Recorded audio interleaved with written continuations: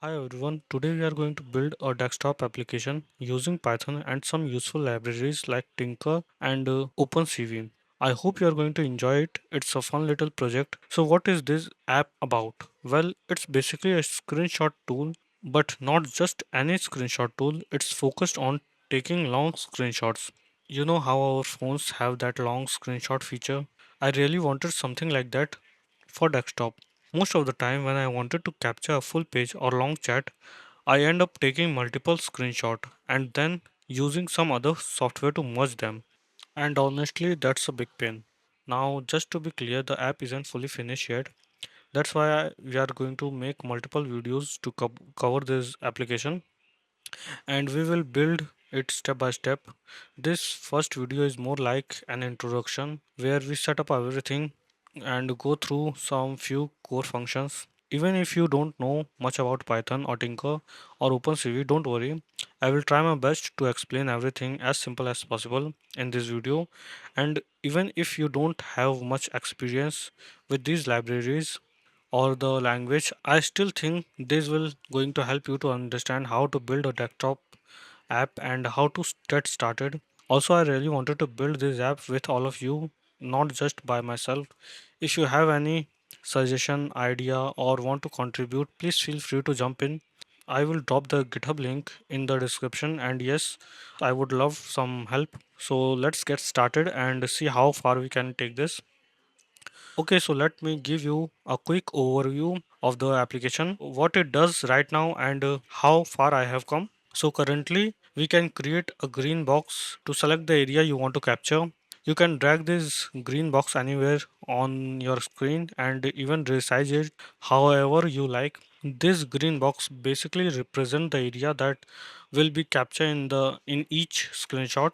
Once you have captured your area, the app lets you take multiple screenshot and then merge them into one long image. I have added two main ways to do this. First, you can manually take screenshot. You can select an area of the screen, then keep clicking to take multiple images as you scroll.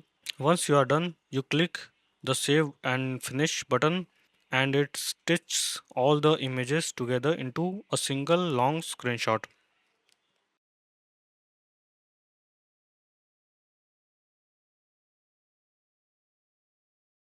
In this second method, I have built a feature that tries to auto scroll and capture screenshot for you and then combines them. But I will be honest, it's not working as well as I hoped.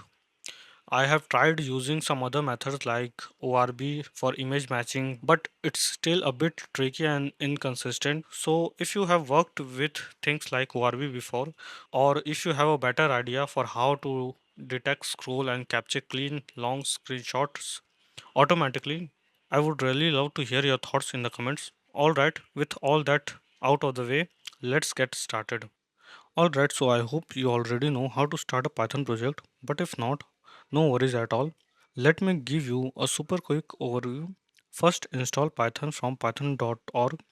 While installing, make sure to check the box that says add Python to the path. That's really important. Once Python is installed, just open up your terminal or command prompt and run these commands to set up your project. Python-m venue. Another command is venue slash scripts slash activate. Now let's talk about the libraries. This app uses a few important Python libraries like Python GUI to take screenshot and control mouse and scroll. OpenCV contribute Python for image processing and matching, Pillow for working with images, Tinker to build the UI, and bunch of helpful libraries like Pygate window and Paperclip. But you don't have to install all of these libraries one by one. I have already listed all of these required libraries in the requirements.txt file. You can simply run pip install -r requirements.txt. That's it. Everything will be installed for you in one go. And one more important thing, if you don't want to start from the scratch and set up everything yourself, totally fine. You can just clone my GitHub repo and start working directly with the full code. The link is in the description. Just clone it, run the app, and follow along with the video. So let's go. So let's start, and first of all, let's look at the starting part and the UI part. So here you can see we have created a main.py file, and in this main.py file we have put some functions. This function is going to run when the program is going to start. Here is the UI function, start UI, and for the UI section I have created a folder. This folder is going to handle all the UIs related stuff. As you can see, we have created a file ui.py, and in this file we are going to put all the UI related stuff. Let's start again, and here we are going to write the UI stuff. So let's start and let's import some useful libraries. So here you can see I have imported the library Tinker, as well as a screenshot function that we are going to look into later.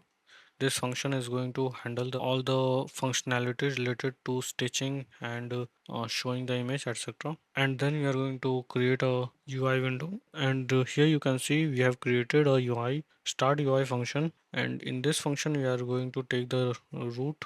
We are going to get the root from the Tinker, and then we are going to put a title and the background and the geometry, and then we are going to put the frame. Okay, so what is the frame? The frame is where we are going to put the button, etc. Then then we are going to create a button which is going to start the screenshot. As you can see, we have created a button, we have put the name and command and background color and foreground color, and then we are going to make a preview label section which is going to preview the image, and then we are going to create a and then we are going to add this preview to the frame, and then we are going to start the loop, and as you can see it's done. So it's a very simple function. I hope it's not very big, very complicated. So as you can see, we have covered the start UI function properly, and now we want to look into start long screenshot function, and this is the main function which does most of the work when you press the button. So as you can see in this file screenshot.py, here the start long screenshot has been defined. As you can see, we are importing a lot of libraries here, and you can also see we are importing couple of functions that we have already made, like start auto scroll screenshot and start auto scroll capture. These functions are for auto scrolling and auto capturing, and we are going to look into them later. But let me give you a quick overview of what this show overlay box is.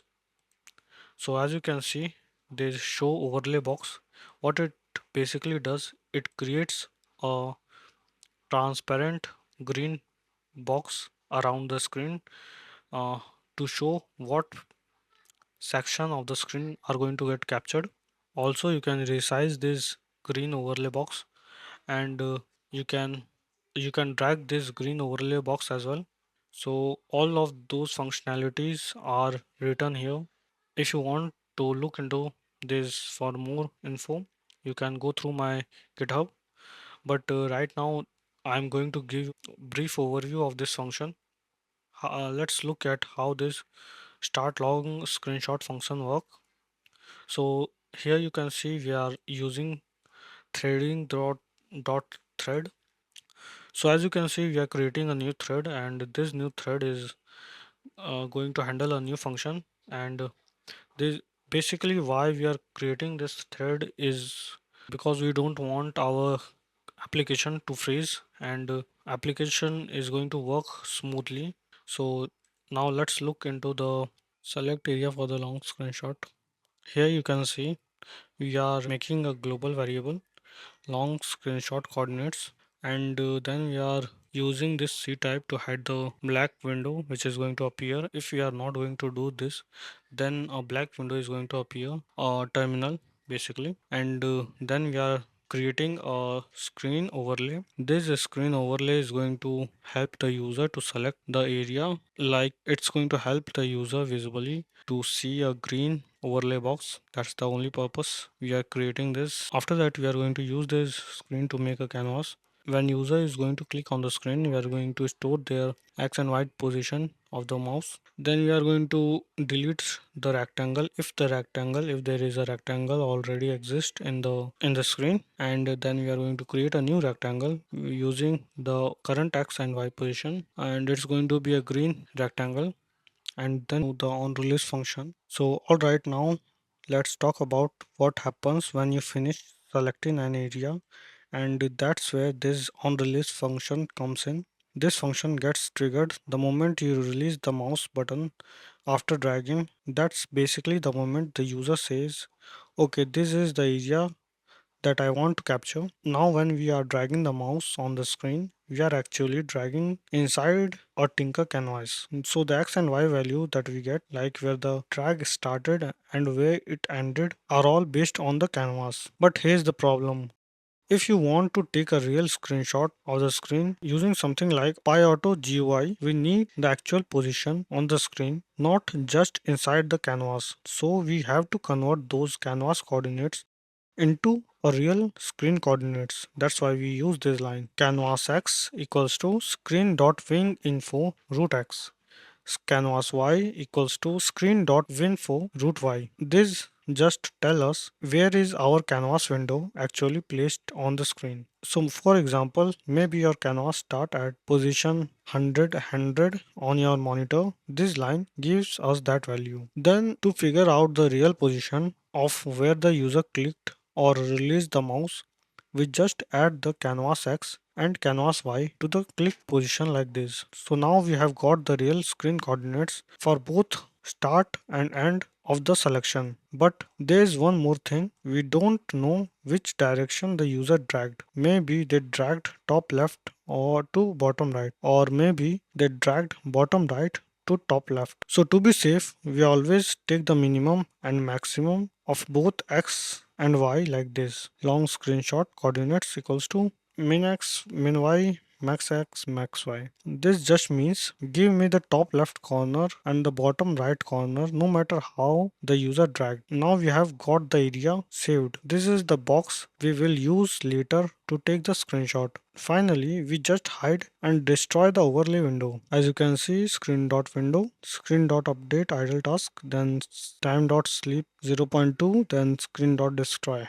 And right after that, we call the next function using this line.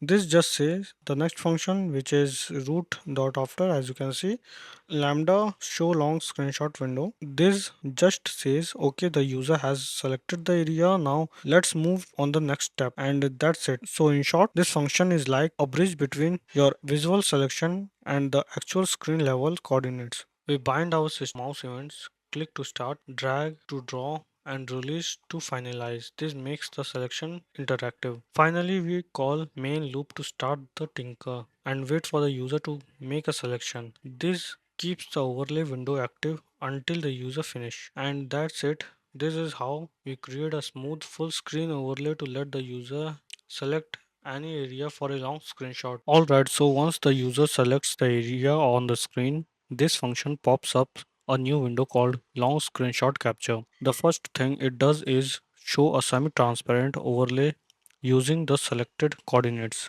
just to highlight that part of the screen we are working with.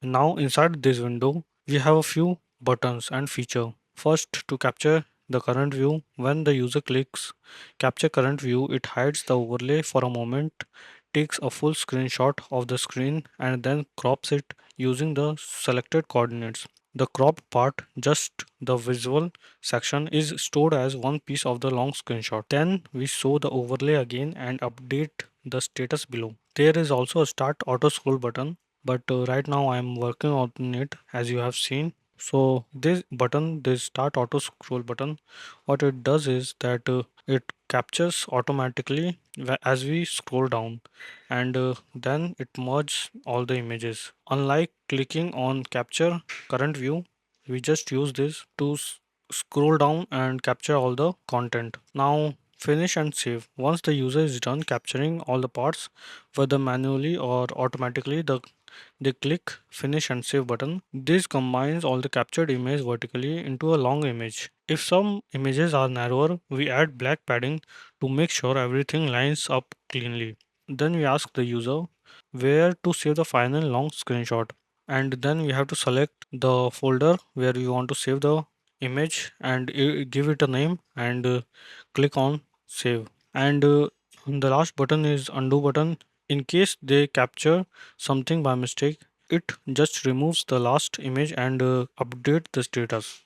And you can see the close button, and if the user closes the window, we clean up everything properly, stopped any auto scrolling if it's running, and show the main app window again. So as you can see, this small window is the actual place where the user controls the long screenshot process by like capturing, scrolling, undoing, and saving, etc. Alright guys, so in this video we explored some of the core feature of our custom screenshot app, like selecting an area, capturing parts of the screen, undoing, and finally saving a long stitched image. In the next video we are going to take things even further. I will be adding a preview section where on the right side you will see all the screenshot you have taken, and on the left a large preview of the selected ones. This will help you choose which image should be merged, and it's super handy if you capture something by mistake and want to remove it later. We are also going to take a closer look at the overlay box function. I didn't cover that in this video, but it's an important part of the UI, and you will see how it works behind the scenes. And if possible, I will also experiment with video capture. Imagine recording scrolling section as a short video instead of just images. If it works well, I will show you how to build that too. So yes, if you enjoyed this video, don't forget to like, subscribe, and check out the next part once it's live. And if you have ideas for cool tools or apps you would like to see build step by step, drop a comment. I love to hear what you want to see next. Thanks a lot for watching, and I will see you in the next one.